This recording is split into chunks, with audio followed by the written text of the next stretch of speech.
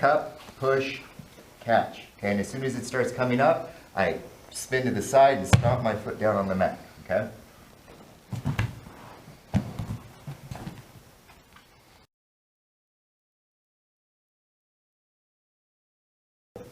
So this is another one where you're going to be wanting to be active on your hips.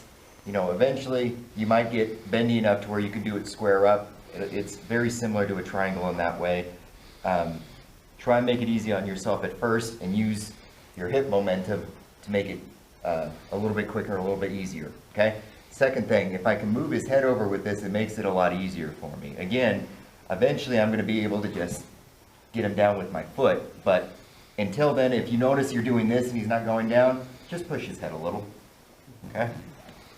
All right, so next thing we're going to do is we're going to cup here. I know a lot of people like really playing with the sleeve and stuff for it. I found that if you just try and push it that way and focus more on getting your foot nice and quick down, it works a lot better. So cup, push, catch. Okay, and as soon as it starts coming up, I spin to the side and stomp my foot down on the mat. Okay.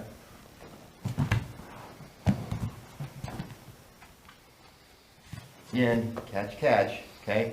As I pop that and my foot comes up, it's going to naturally push them down. And then that push on the head does the rest of it. Okay, and you'll notice I'm not figure four-ing my legs because then I lose a lot of mobility, and when he pushes back up, I've got nothing to keep my stability except to do that, right?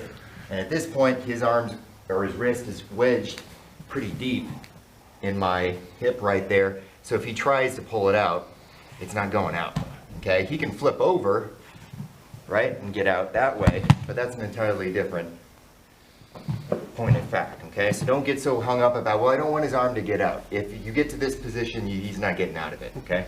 So place that hand down. I like sticking it down underneath his armpit because then I can catch his wrist and lean on him a little bit, okay?